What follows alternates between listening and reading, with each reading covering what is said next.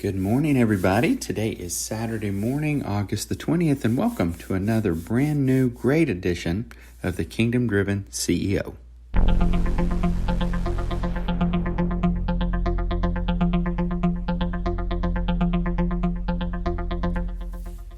Today on the Kingdom Driven CEO, we are going to talk about how to build influence. But before we do, I want to tell you about another remarkable Little League experience. I encourage you to look this up online. There is a young man named Easton Oliverson. He is from Utah.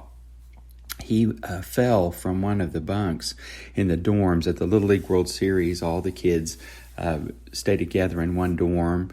And, he fell, hit his head, fractured his skull, has been unresponsive. He recently just took his first two steps that he's been able to take. And so I would ask that we all please pray for this young man. But there was an amazing moment where his little brother, Brogan, who's probably the cutest child ever on the face of the planet, was able to replace his brother Easton on their team. And there is this unbelievable video of him receiving a standing ovation when he went up to bat for his brother. And so I really encourage you to watch that, and we will see once again how Little League is changing the world one step at a time, one game at a time. It truly is bigger than baseball, just like it was with Isaiah Jarvis.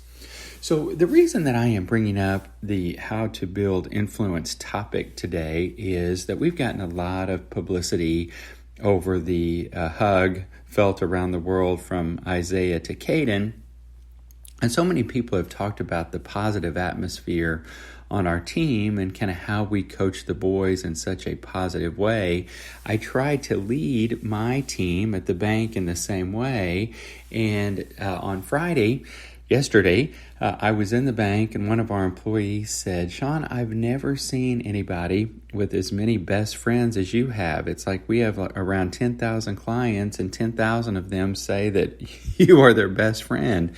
And I feel that way. I feel like not only our clients, but just I've been blessed with an enormous number of very close friends. And I was thinking about and praying about, why is that, and what could I share today to help us all build a very large center of influence, not for our own benefit, but just because it makes life worth living, and we can impact so many more lives when we have a large center of influence and a lot of people who consider us to be a friend. So I want to give you 5 ways today that I think we can all build a influence within our lives and build a larger center of influence. So number 1, similar to our Little League baseball team, I think it's important to maintain a positive outlook. People don't want to be around negative people. So I think we should never, ever speak negatively about others. That includes our competition. That includes people who have done us wrong. It just doesn't present well to others. It's not positive for you to talk negatively about others. And it is not an ad at all. No gossiping, no kind of backhanded compliments where we're dragging others down. It is just not helpful. People are looking for someone that has a positive attitude, that has good core values, that has a positive energy, and it kind of makes the person magnetic. If you think about it, the people that you love to be around are positive and build other people up. When you hear somebody talking negatively about others, whether you realize it or not, you tend to recoil from that person because you think, well, they may be doing the same thing about you, and they probably are. Smiling is another tremendous attribute. I think that I've seen multiple studies that say that a person's smile is the greatest indicator of their success. And so doing this in a genuine way, I'm not talking about being fake, but always focusing on the positive, always building others up, and always smiling will absolutely help us build a large center of influence. Number 2, listen well. Listening is kind of a lost art in our world. Everybody wants to be heard. Everybody has something to say, and nobody wants to listen. So being genuinely interested in other people, it may be the most important way to build a large center of influence. Asking great questions. Truly caring about the other person and what's going on in their lives. We were at a dinner a couple of nights ago up at our Springfield market, and I was asking the team there, who was their best boss ever, excluding our company. So go back before they worked for us, and who was the best boss they had ever had. And every one of them said that their best boss was someone that cared about them on a personal level. So being genuinely interested in others, asking great questions, and listening well is certainly a way to build a great center of influence. Number 3, similarly, but a little bit differently, focus on others before yourself. Be selfless. Help others achieve their goals. Add value to their lives. Be thoughtful. Sending out handwritten notes or little encouragement texts is so important to people. They need something positive in their life. Using their name when you talk to them, their name, a person's name, is really the sweetest word that they can hear. Excuse me, my allergies this morning.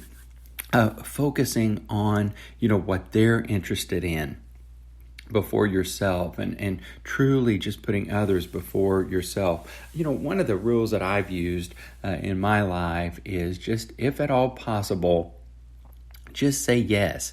So if somebody says, can you help me with such and such? Or, would you assist me in this way? Just say yes. I think it's very important to try to help others when we can. That may be financially, it might be through encouragement, it might be through a connection that you can provide, but the more you can help others achieve their goals, the more they are going to appreciate and love you, and you'll just build so many lifelong friends that way. Number 4, be trustworthy. Maintain confidences. If somebody tells you something in confidence, don't go out and share it. Do what you say you will do. Follow up. Be dependable.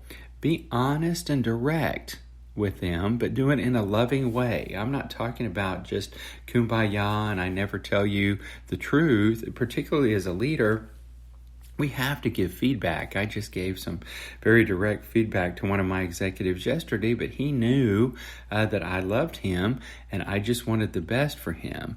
What you'll find is that talent follows leaders who are stronger than they are.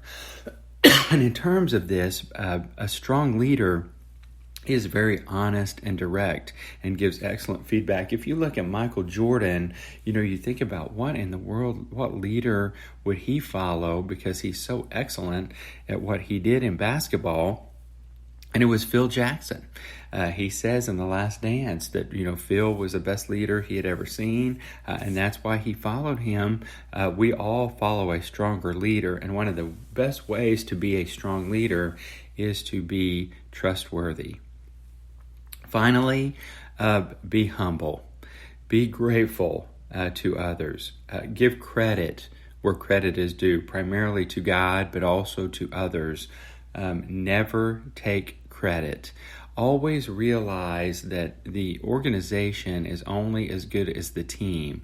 CEOs tend to get a lot of credit and a lot of blame, but I can tell you from personal experience, it's not about the CEO. It's about the team. And the more you can step back and put the spotlight on them, and the more that you can deflect any credit to others, and that is where it belongs. We're not doing this in a fake way. We are doing this in a very real way. the more they will want to be around you, the more they will want to work hard for you because you are giving them all the credit. I tell my son this, I think you would agree, nobody likes somebody that brags a lot. Nobody is interested in someone who always takes the credit from others and always thinks they're the best. I always tell him he's a good little athlete, and I said, you just work hard, give others the credit, be humble, and all of the praise and all of the attention will get to its rightful place. You don't need to go out and seek it at all. So let me give you a quick summary on what we've covered today on building influence, how to build influence. Number one, maintain a positive outlook and always speak positively about others. Have a positive attitude. Number two, listen well, ask great questions, and be genuinely interested in the other person. Number three, focus on others before yourself. Help them achieve their goals. Always add value. Be helpful when you can, and always build others up. Number four, be trustworthy. Always maintain confidences and do what you say you are going to do. Be honest and direct in a loving way. And number five, be humble and give the glory to God and to others, because that is where it belongs. So thank you so much for joining us for another edition of the Kingdom Driven CEO. I really, really love this content. I hope it was as helpful to you as it was to me, and I will look forward to being with you next Saturday morning. Have a great week.